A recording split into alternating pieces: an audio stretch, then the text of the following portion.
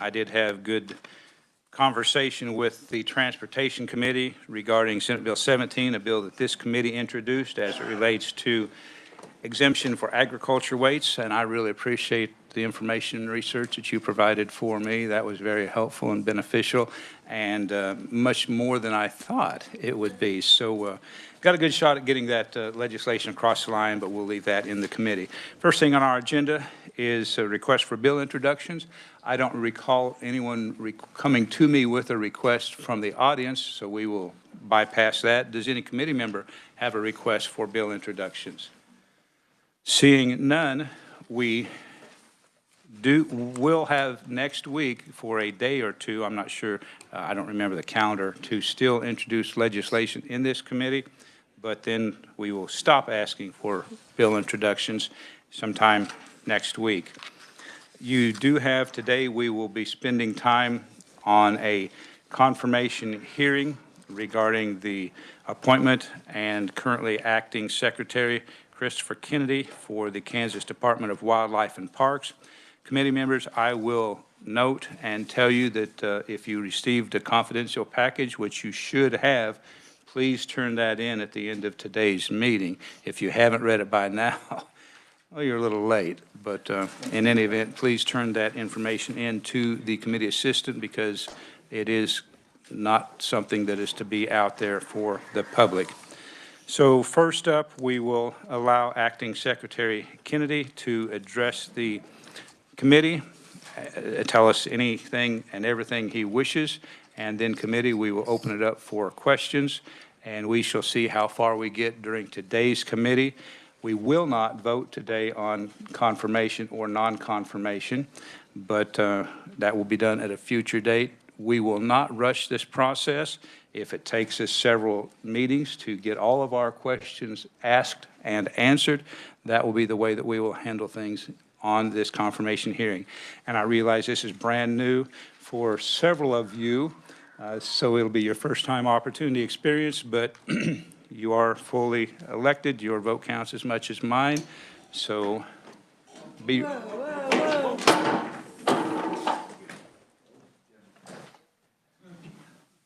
At least it wasn't the Kansas flag on Kansas Day.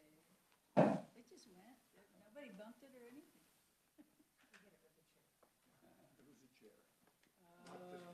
anything. The chair? Yeah.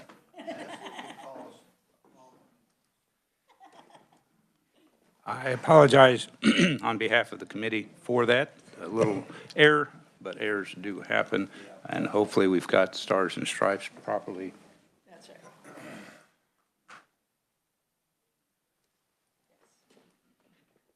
Properly displayed. I couldn't figure out, Senator Starnes, why you were all of a sudden getting so excited. I thought, well, we haven't started the committee hearing. Yes.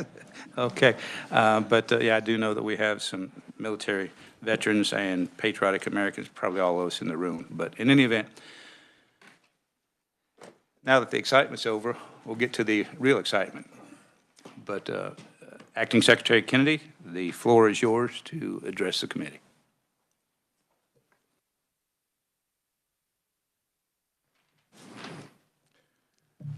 Thank you, Chairman Peck, Vice Chair Alley, Ranking Member Ware, and members of the committee for the opportunity to appear before you today. I greatly appreciate everything you've done to make this hearing possible. It is an honor of a lifetime to appear before this committee as Acting Secretary of Kansas Department of Wildlife and Parks. I've been working in this capacity for the last 10 months, and while this position is not free from challenges, I've truly enjoyed the opportunity and feel prepared to tackle future challenges head on. I want to thank each of you for taking the time out of your busy schedules over the last couple of weeks to speak candidly with me about your questions or concerns regarding the agency. I also want to thank our new Kansas Department of Wildlife and Parks administrative team. Joining me today, I have our Deputy Secretary of Operations, Chief of Staff, Chief Counsel, Chief Fiscal Officer, Law Enforcement Colonel, and Public Affairs Chief. It seems like we've spent more time together lately than we do with our own families. In a short time, they have quickly become my work family. But make no mistake, they all have impressive resumes, skills, and talents that allow us to function at a very high level. I have the utmost respect for these individuals as they have proven themselves dedicated, trustworthy, and ethical. I grew up in St. Louis, Missouri, where my family owned a construction company. As you can imagine, even as a child, I was no stranger to hard work. My family were avid hunters, anglers, and boaters. I've often referred to myself as a third-generation river rat. I was bitten by the outdoor bug at a very young age. As a child, I enjoyed many days outdoors where I would spend as much time as possible on my grandfather's farm, hunting or any water body that I had access to. Even in my youth, I realized that hard work was necessary, but I wanted to find a career that I could be passionate about. And what I was passionate about was the outdoors. Right out of high school, I began an internship with the U.S. Fish and Wildlife Service, where I met a professor and mentor that introduced me into the field of natural resource management and fisheries, Dr. William Layer from Milford, Kansas. He worked for both the Kansas Department of Wildlife and Parks and the U.S. Fish and Wildlife Service. I spent the next 5 years assisting him and his team as we looked at water quality, fish communities, fish nutrition, and hatchery production. Dr. Laird just didn't teach me his craft. He also fine-tuned my skills as a hunter, trapper, and an angler. It was while conducting fish surveys on the Delaware River near Houghton, Kansas, that I realized that I wanted to spend my career in natural resource conservation. This great profession initially called to me right here in Kansas, and I would spend the next 33 years dedicating my life to serving fish, wildlife, and the public. I view coming back to Kansas as my career coming full circle. I went on to attend the University of Arkansas and graduated with a degree in fisheries biology. I began my professional career with the Missouri Department of Conservation, where I spent 2 decades serving, restoring, managing, protecting, and researching natural resources. I quickly learned that influencing and serving people was an also very important component of natural resource management, and often worked with media outlets to advance conservation management and species restoration and protection. As an entry-level fisheries biologist, I conducted surveys, analyzed fish communities, drafted regulations, made aquatic resource management recommendations, worked with private landowners, and created management plans for species and public lands management. As an advanced fisheries management biologist, I managed public lands, researched and restored rare swamp endemic species such as the alligator gar, and conducted many educational programs and landowner workshops. Wanting to provide the same opportunities that I was afforded as a child, I also initiated youth work programs. I was honored to participate in documentaries that highlighted individuals dedicated to scientific discovery, exploration, and education, such as National Geographic and Animal Planet, for research and restoration of the alligator gar. Stepping into a leadership role as a regional supervisor, I prioritized workloads. I oversaw a team that effectively managed public lands and waters, sport fish populations, native fish communities, and protected valuable habitats across 16 counties of southeast Missouri. It was while serving in this capacity that I was asked by our agency leadership to participate on an agency council that was initiated to create an organizational structure that would enable our agency to be more prepared to tackle the major conservation challenges of the future. The proposed structure was ultimately adopted and resulted in an organizational structure change for the agency. Our resource branches were aligned, our positions streamlined for efficiency, and additional opportunities were created to enhance staff promotional opportunities. I was also invited to participate in a 7th-month governmental leadership training by Missouri Governor Parsons. And after completion, I accepted a promotion and began working with the Missouri Department of Conservation's administration. Over the next 4 years, I created an agency roadmap that was intended to enhance communications and efficiency across our divisions and teams while improving our ability to reach and provide access for all of our citizens. It was my duty to provide leadership and direction in developing, implementing, and managing strategic agency initiatives. I provided oversight for performance measures, ongoing operational planning, goal setting, measure development, progress monitoring, and action plan development. I served as an advisor, a bridge builder, a strategic leader, and partner, enabling leaders across the agency to identify and execute initiatives to effect lasting organizational change. This included developing strategic messaging for all levels of the agency and identifying internal and external training opportunities for staff professional development. Throughout my career, my efforts have been focused on researching, managing, and preserving natural resources while maintaining effective relationships with the public, landowners, state and federal agencies, counties, and non-governmental organizations. I intend to continue this focus as Secretary of the Kansas Department of Wildlife and Parks. The Kansas Department of Wildlife and Parks mission is to conserve, enhance Kansas wildlife and habitats, ensuring current and future generations appreciate and enjoy these living resources and associated recreation while informing the public of the status of Kansas natural resources. It's a multifaceted agency that touches the lives of every Kansan, and I'm proud now to call myself a Kansan. Since I began my appointment as acting secretary of the Kansas Department of Wildlife and Parks, my team and I have identified several opportunities to increase efficiency and improve effectiveness. We have focused on fiscal responsibility, increasing internal communication, agency public awareness, and modernizing our infrastructure. We have improved our internal budgeting procedures, procurement protocols, fiscal staff organizational structure, agency communication processes, infrastructure assessments, conservation commission procedures, and public communications, all with an intent of making the agency a good steward of our taxpayer dollars.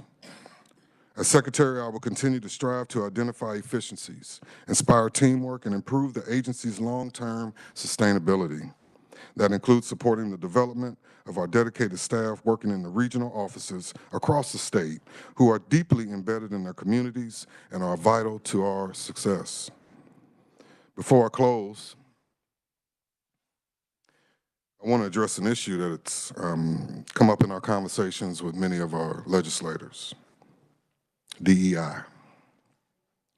Many of you have expressed concern regarding DEI practices. As the Kansas Department of Wildlife and Parks Secretary, my goal will be to ensure that we have the qualified agency staff that are dedicated to serving Kansas. The Kansas Department of Wildlife and Parks does not use DEI in our hiring, promotion, or staff development processes. And I commit to you today that as a secretary, that practice will not change under my leadership. I look forward to continuing to work with the legislature to address the many issues that are facing our agency. Every step of the way, serving and managing fish, wildlife, parks, and our citizens and visitors has always and will remain at the forefront of my mind. I'm grateful to have this opportunity to earn your confirmation and serve the people of Kansas. It is a privilege of a lifetime to work with Kansas Department of Wildlife and Parks team, and I stand prepared to do all I can to fulfill the mission of our agency now and into the future.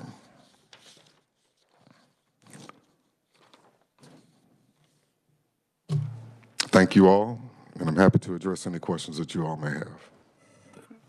Thank you, Acting Secretary Kennedy. I'm going to start with a question or two, and I know I'm already being paged for additional questions from the committee, and so we will give each committee member full amount of time to ask questions.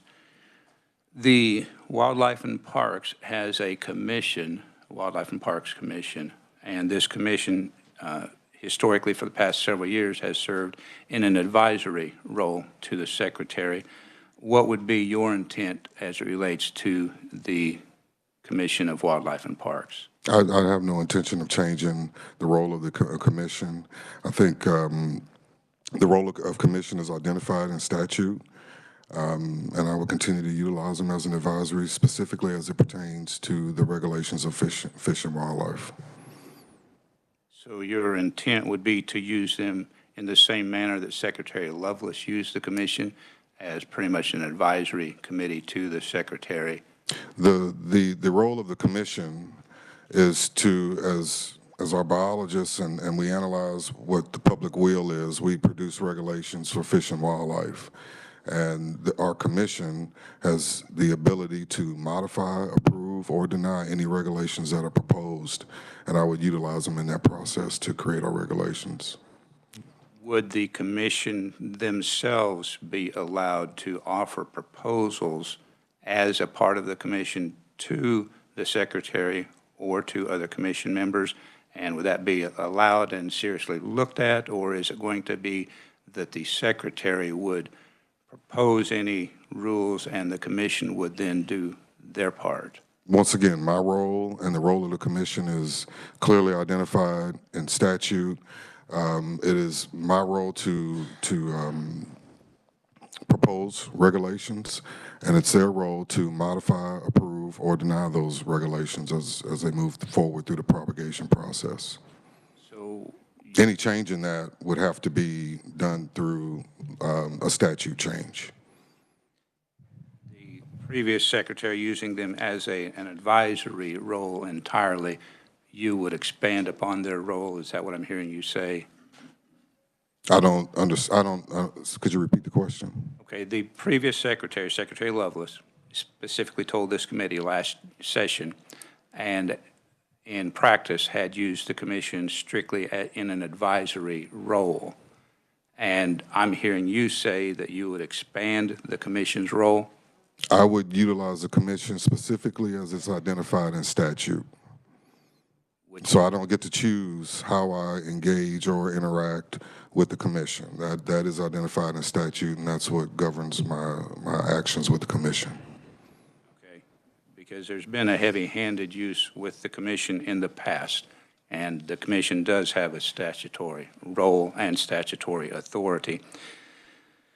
Kansas, moving to another question, Kansas has many avid hunters, aggressive hunters. They enjoy hunting. They like a challenge, and I'm one of those that likes a challenge. We have, in particularly the part of the state that I live in, hunters that would like to have the opportunity to hunt feral hogs, which feral hogs are one of the most challenging animals to hunt. Other states have feral hog seasons, and they use it as an economic benefit to the state, as tourism. And in the past, actually, in southeast Kansas, we had an individual who brought feral hogs into the state for hunting on his property, but it is currently against the law, so those hogs were destroyed. But there are a good number of hunters that would like the opportunity in Kansas and out of Kansas to come to our state to hunt feral hogs. Is that anything that you would be willing to consider?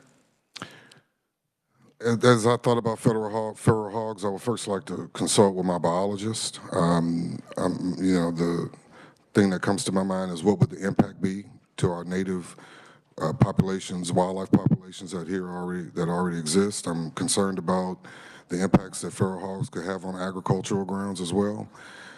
We would have to, once I garner information from my biologist, I would then garner more information from the public. And we would, we openly talk about it in our commission meetings.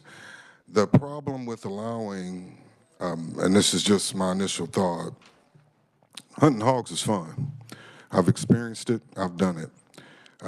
However, when you open the season up, people tend to release more hogs to create more hunting opportunities. And so instead of, when you open it up to hunting and people get to experience how fun it is, more constituents tend to release more hogs to create more hunting opportunities for them, which can have a major impact on the natural habitats within Kansas, and major impact to agricultural operations as well. And so I think we would have to consider all of these different aspects of hog hunting, and we could explore the option, but intuitively, and from the state that I came from, which they virtually eliminated hogs across the landscape because they did not allow a hunting season for hogs. Senator Alley has a question. Thank you, Mr. Chair. Thank you, Acting Secretary, for being here today. As you know, we've probably had more conversations than anybody in this room together, except your staff, I'm sure, on this issue. I'm pretty well versed with what your background is. I'm versed with our questions on DEI. We've spoken that many times. But we did have some questions that came to mind, and that was basically on policy that people have asked me to ask today. And one of those is, are you planning to relocate departments around the state, maybe back to Topeka, maybe to Pratt? Are you planning on relocations? No, sir. No, sir. Relocations of staff and conservation agencies, I've lived through them in my career, can be tremendously disruptive. I have no intention of moving staff across the state, not to mention, in order to facilitate true conservation across the state, it's vital to our success that our operations be spread out within the regions all the way across the state. And so I have no intentions of bringing staff from, you mentioned Pratt, to the Topeka office. Thank you for that. Next question then would be, looking up the Wildlife and Parks locations here in Topeka, if I'm not mistaken, you have 2 locations in Topeka, is that correct? That is correct. And what is the capacity of those locations? Do we have staff at both locations? Yes, yes. Most of the staff in the Topeka office, which is right here on Kansas Boulevard, is the administrative staff. I would classify our regional 2 office. It's a regional office where we have more of our scientists, our managers that help manage the resources in this particular region.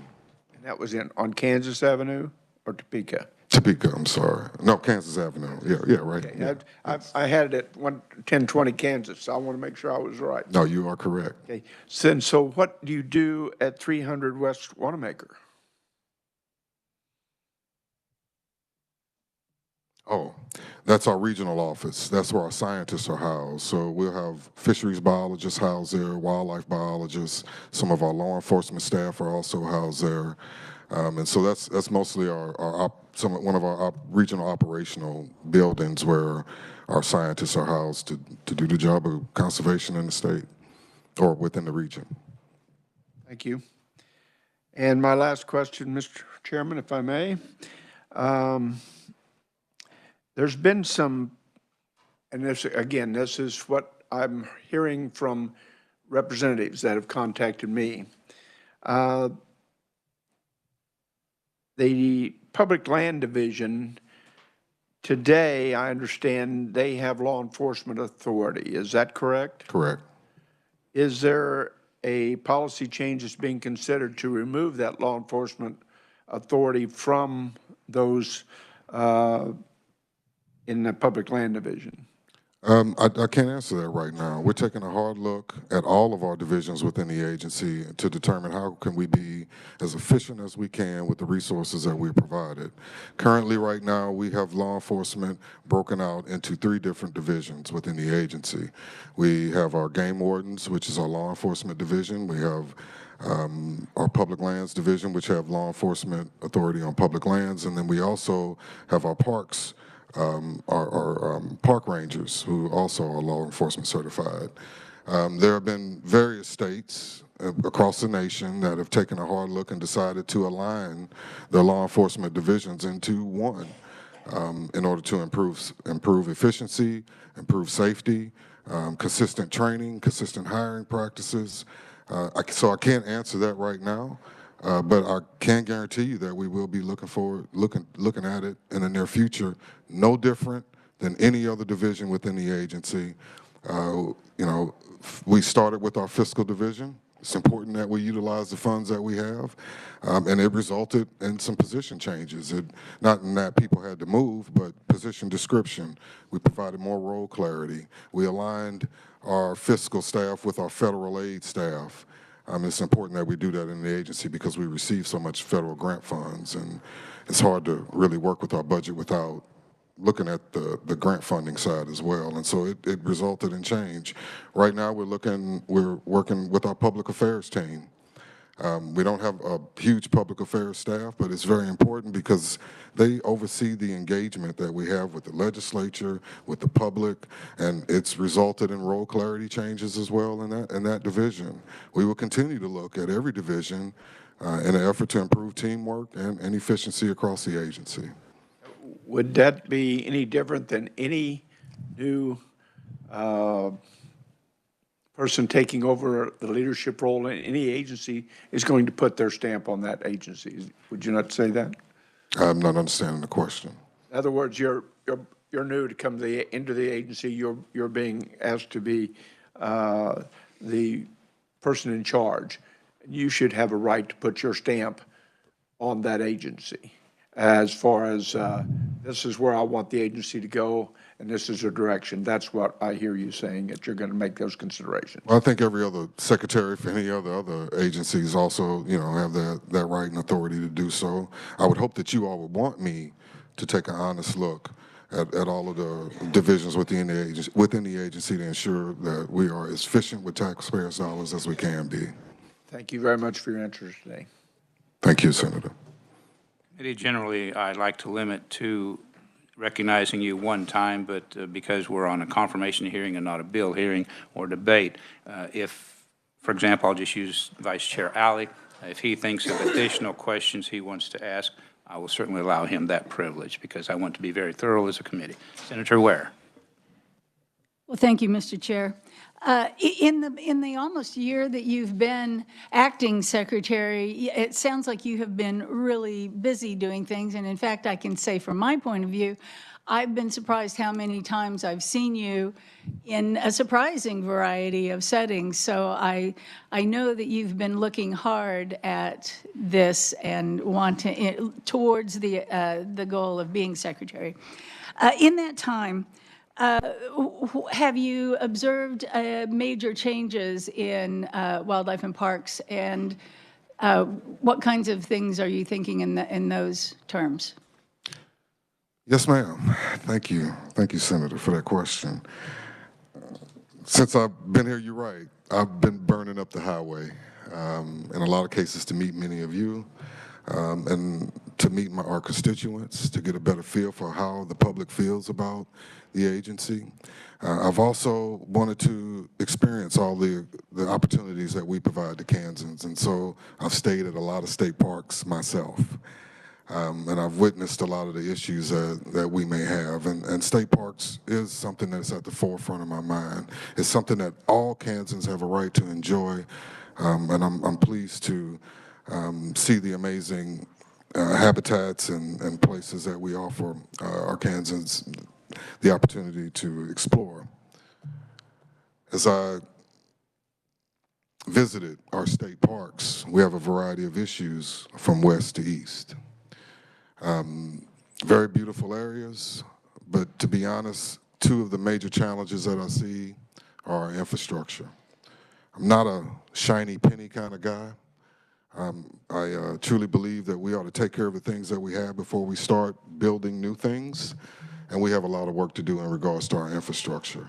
Our roads, our public bathrooms, our shower houses, all the facilities that we maintain across the state were put in place, many of them in the 60s. And there are many renovations that need to be had, and that takes additional funding. Manpower is also another concern. When I think about the limited manpower that we have to operate some of these facilities, it's quite concerning. And it's part of the reason why you've heard me talk about engagement. And for me, it's to build the support.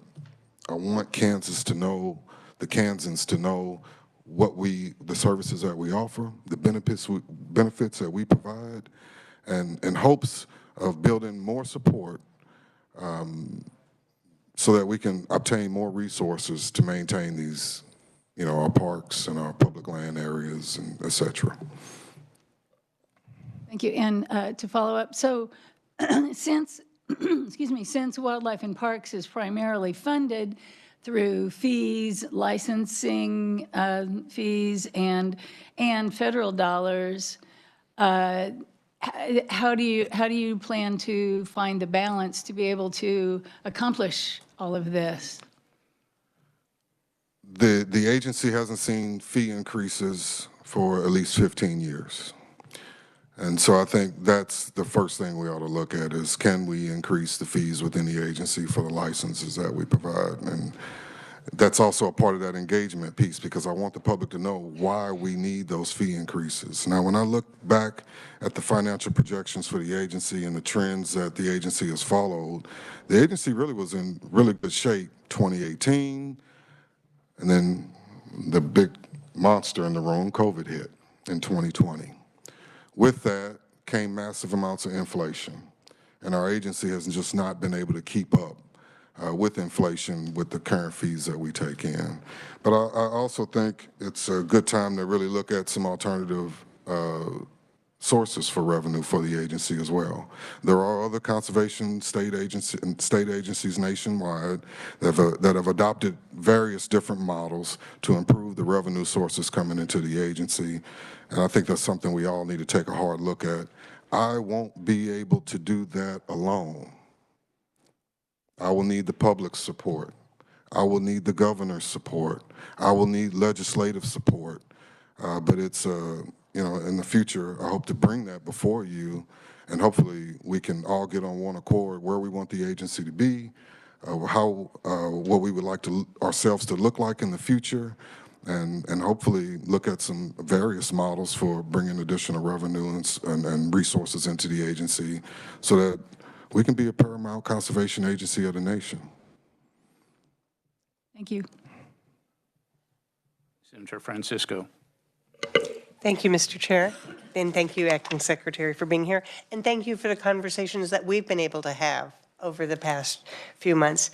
I am certainly very impressed with your resume and all that you've done, but particularly some of the things you did early in your career, working with youth, which I know is really important in terms of a park, but also your research project on the Kickapoo Indian Reservation. Yes.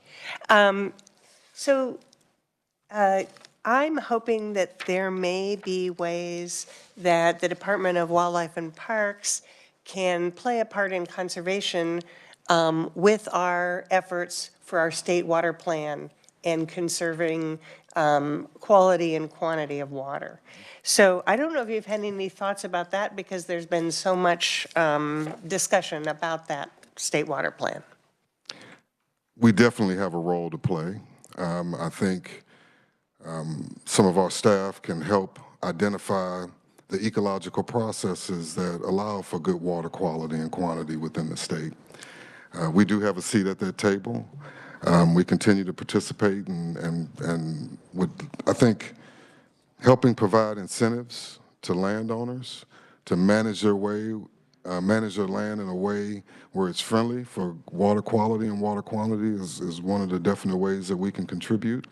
But you know, that the plan continues to evolve, and we're happy to be at the table. We continue to look forward to more ways to participating in that state water plan. Thank you. I appreciate that very much, because I know that that's an important issue for Kansans, and that our natural resources and wildlife and parks can play a huge role. Absolutely. Thank you, Mr. Chair. Senator Wright. Thank you. Thank you very much, Chairman, and thank you for coming today. And Thank you, Senator. a lot of different questions, and I'm not going to get into all of them right now, but I was just wondering about how many people are actually do you actually hire in the whole agriculture, wildlife and parks, and then what would be the policies or the way it is that you'd be hiring people to fill in it. There's so many different areas, and so you can kind of answer it how you want to. Thank you. Thank you, Senator. We have 465 staff at Kansas Department of Wildlife and Parks. We also have roughly around 400 seasonal staff that help us complete the mission. It requires that we have an effective HR department, first of all, and we have to have a variety of disciplines, within the agency. Right now, currently, we have staff that are like my history of myself in fisheries and wildlife and law enforcement and licensing and education. And we also have our plethora of park staff that help maintain the parks. There's a lot of comparisons as I've talked to you all. Many would like to say compare us to Missouri. They have 3 times the staff. First of all, they have a smaller geographical area to manage, but they literally have 3 times the staff, 3 times the budget.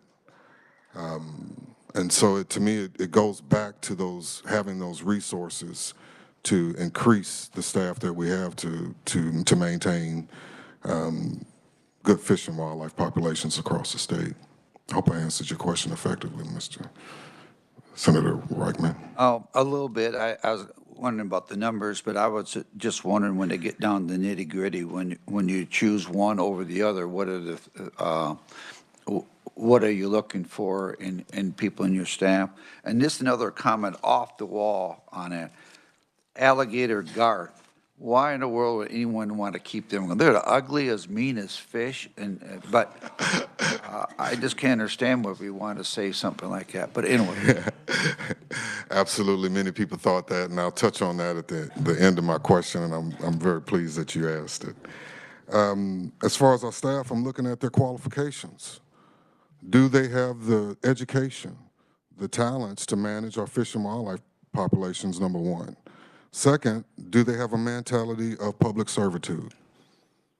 Public servitude is very important to me. I've spent the last 33 years really taking pride in the fact that I was a public servant. And happy to serve fish, wildlife, and the citizens of the state. And so it's those 2 things that, as I think about who we're choosing for our positions, those are the things I'm looking at. Do they have the education? Do they have the expertise and talents? And do they have a servant mentality? Okay, an alligator gar. Why would somebody want to stock an alligator gar? Alligator gar has been a hated species for over maybe 150 years. There were some states that even made it a law that any alligator gar captured had to be killed. And when I started researching them and finding out, well, why did people have this opinion about alligator gar? It was because of the way it looked. It is ugly. It's slimy, hard scales. It's not furry and cuddly. And that was why many people had the disdain for the fish. Now, most people really like seeking sport fish, bass and other sport fish communities, and they were rumored to demolish these sport fish communities. They thought that these alligator gar were going to go through and eat everything. And as we researched the species and we looked at food habits and the behaviors of the species and movement patterns of the species, we found that not only did they not harm sport fish communities, they allowed those sport fish communities to thrive and in turn become trophy sport fish communities. And there are several examples of it. You can look like in Texas at, I think, Sam A. Rayburn, which is a trophy bass fishing population. Well, it's got a trophy bass fishing population, but you know what it also has? Alligator gar. And so as we studied the species and found out its true ecological niche and its role, we felt like, and I was able to convince our public and our administration in Missouri that it would be worthwhile to embark on reestablishing alligator gar within the state. We stock those fish, and they've in turn become a sport fish within themselves. How many of you wouldn't mind catching a 200-pound alligator gar on a rod and reel? It'll give you an amazing thrill. And so that was some of the things that we learned, and it's honestly one of my favorite topics to talk about, and don't get to talk about it very much anymore. So thank you, Senator. Senator Starnes, we will recognize you, and we will let you have the remainder of the time. If you need more time, then we would pick up with you next week, but go ahead and start your questions. Thank you, Mr. Chair. Thank you for being here. Appreciate your time.